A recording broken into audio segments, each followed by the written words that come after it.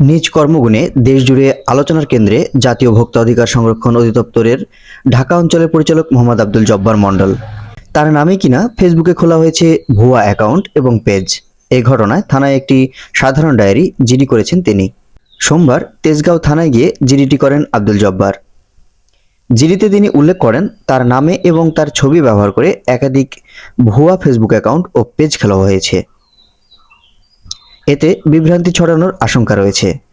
নিজের ব্যক্তিগত ফেসবুক অ্যাকাউন্টে এক পোস্টের মাধ্যমে বিষয়টি জানিয়েছেন আব্দুল জব্বার। পোস্টে তিনি ভুয়া অ্যাকাউন্ট ও পেজগুলোর স্ক্রিনশট যুক্ত করে দেন এবং সবাইকে সতর্ক থাকার অনুরোধ জানান। পাশাপাশি ভোক্তা অধিকারের এই কর্মকর্তা লেখেন, আমার নামে এবং আমার ছবি ব্যবহার করে কিছু নকল ফেসবুক অ্যাকাউন্ট এবং ফেসবুক পেজ খোলা হয়েছে। এ বিষয়ে জিডি করা হয়েছে। সবাইকে সতর্ক থাকার অনুরোধ জানানো হলো।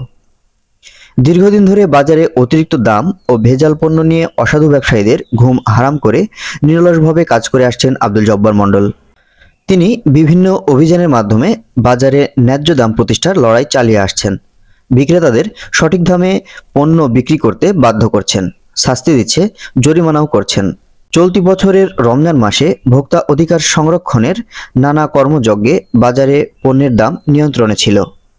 যেসব কর্মকাণ্ডে সামনে থেকে নেতৃত্ব দিতে দেখা গেছে আব্দুল জব্বার মণ্ডলকে, যার ফলে তিনি এখন দেশজুড়ে প্রশংসিত।